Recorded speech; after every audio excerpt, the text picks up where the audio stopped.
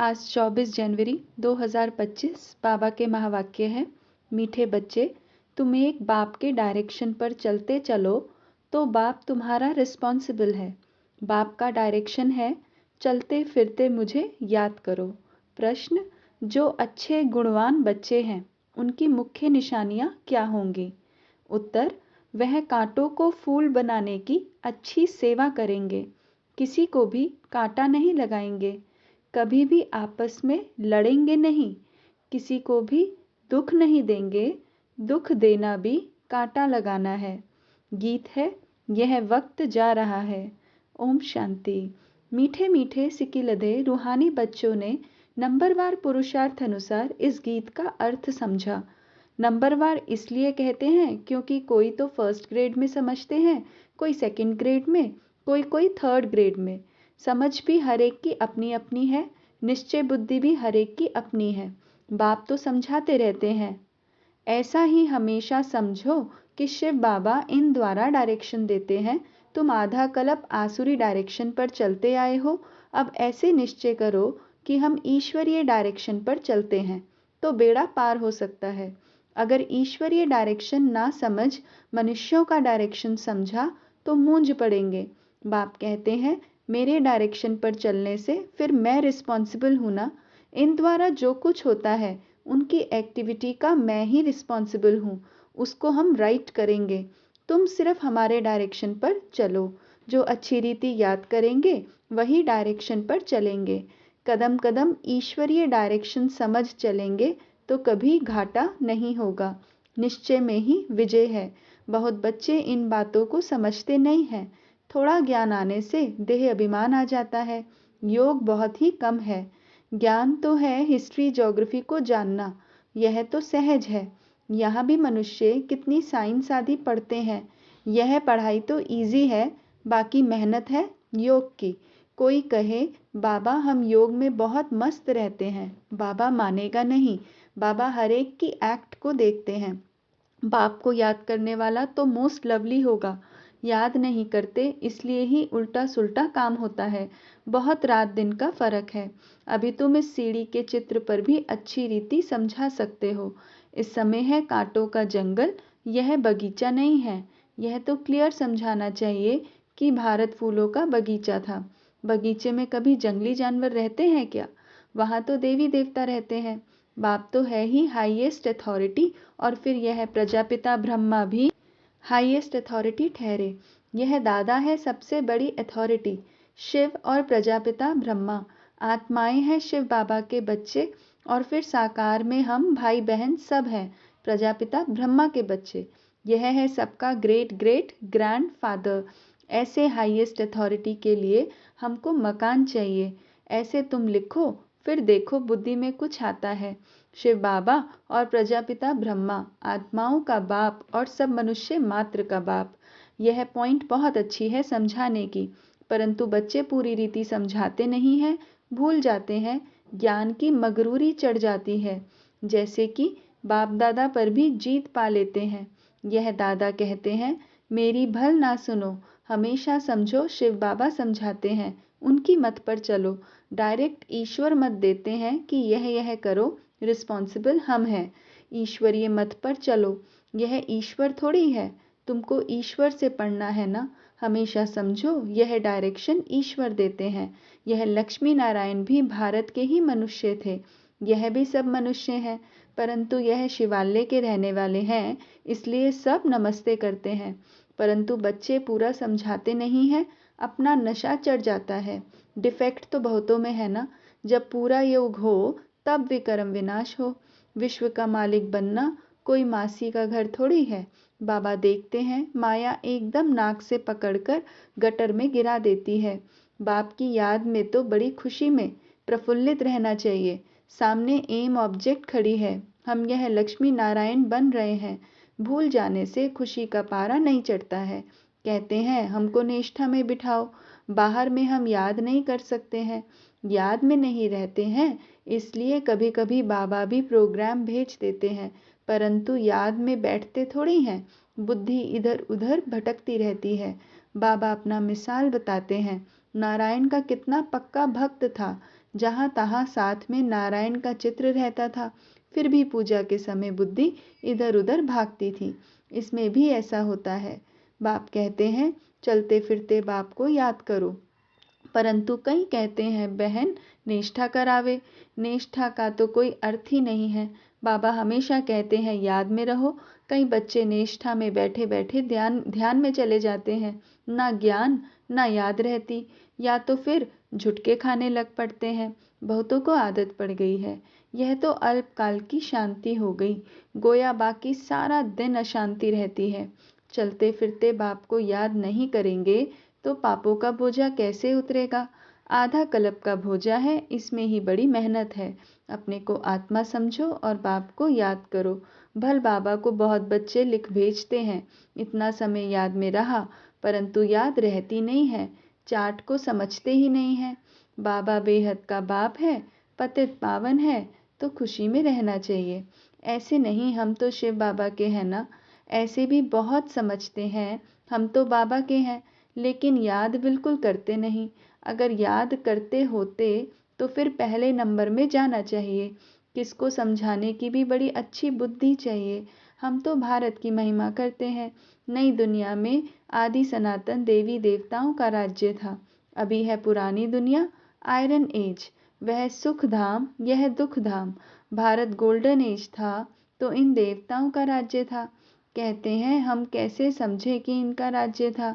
यह नॉलेज बड़ी वंडरफुल है। जिसकी तकदीर में जो है, जो जितना पुरुषार्थ करते हैं वह देखने में तो आता है।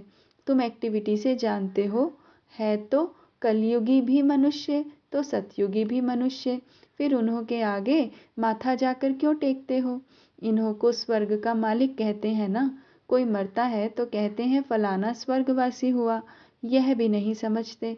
इस समय तो नरकवासी सब हैं, ज़रूर पुनर्जन्म भी यहाँ ही लेंगे। बाबा हर एक की चलन से देखते रहते हैं।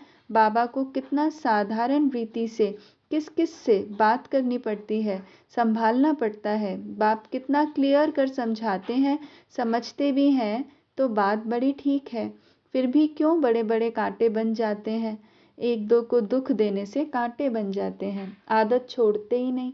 अभी बागवान बाप फूलों का बगीचा लगाते हैं, कांटों को फूल बनाते रहते हैं। उनका धंधा ही यह है। जो खुद ही काटा होगा तो फूल कैसे बनाएगा। प्रदर्शनी में भी बड़ी खबरदारी से किसको भेजना होता है। अच्छे गुणवान बच्चे वह जो कांटों को फूल बनाने की अच्छी सेवा करते हैं, किसी को भी कांटा नहीं लगाते हैं, अर्थात किसी को दुख नहीं देते हैं, कभी भी आपस में लड़ते नहीं हैं। तुम बच्चे बहुत एक्यूरेट समझाते हो, इसमें किसी की इंसल्ट की तो बात ही नहीं। अभी शिव जयंती भी आ जाती है। तुम प्रदर्शनी जास्ती करते रहो, छोटी छोटी प्रदर्शनी पर भी समझा सकते हो। एक सेकंड में स्वर्गवासी बनो अथवा पतित भ्रष्टाचारी से पावन श्रेष्ठाचारी बनो। एक सेकंड में जीवन मुक्ति प्राप्त करो। जीवन मुक्ति का भी अर्थ समझते नहीं हैं। तुम भी अभी समझते हो। बाप द्वारा हम सबको मुक्ति जीवन मुक्ति मिलती है, परंतु ड्रामा को भी जानना है। सब धर्म स्वर्ग में नहीं आएंगे, वह फिर अपने अपने सेक्शन में चले जाएंगे, फिर अपने अपने समय पर आकर स्थापना करेंगे। झाड़ में कितना क्लियर है, एक सदगुरु के सिवाय सदगति दाता और कोई हो नहीं सकता। बाकी भक्ति सिखलाने वाले तो ढेर गुरु हैं। सदगति के लिए मनुष्य गुरु हो नहीं सकता, परंतु समझाने का भी अकल चाहिए। इसमें बुद्धि से काम लेना होता है।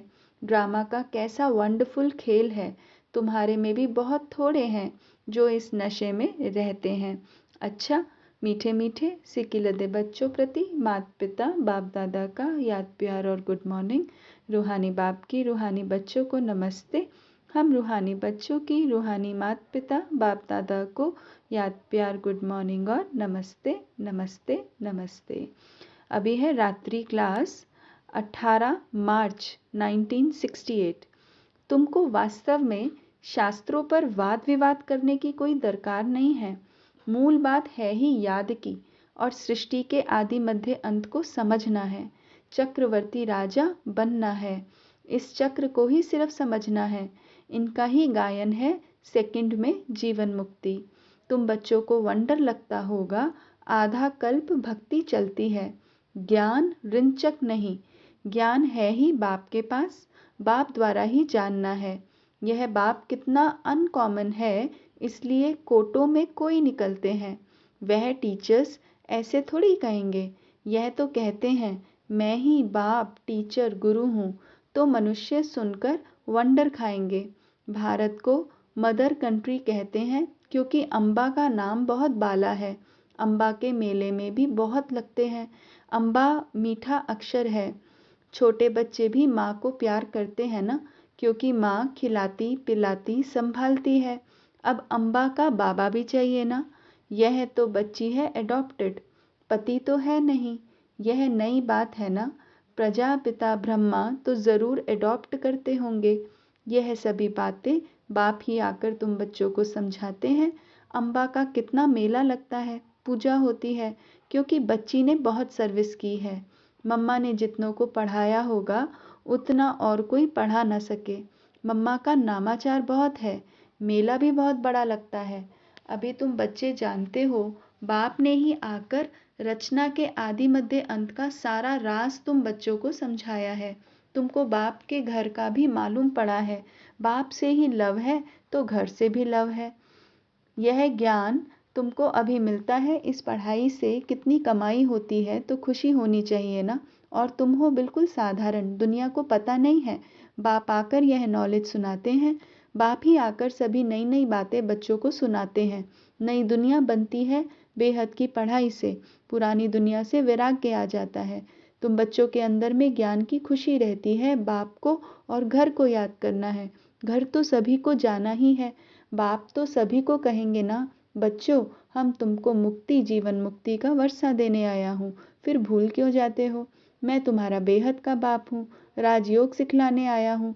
तो क्या तुम श्रीमत पर नहीं चलेंगे? फिर तो बहुत घाटा पड़ जाएगा। यह है बेहद का घाटा। बाप का हाथ छोड़ा तो कमाई में घाटा पड़ जाएगा। अच्छा, गुड नाइट। ओम शांति।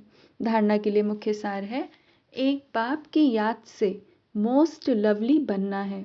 चलते फिरते कर्म करते याद में रहने की प्रैक्टिस करनी है। बाप की याद और खुशी में प्रफुल्लित रहना है।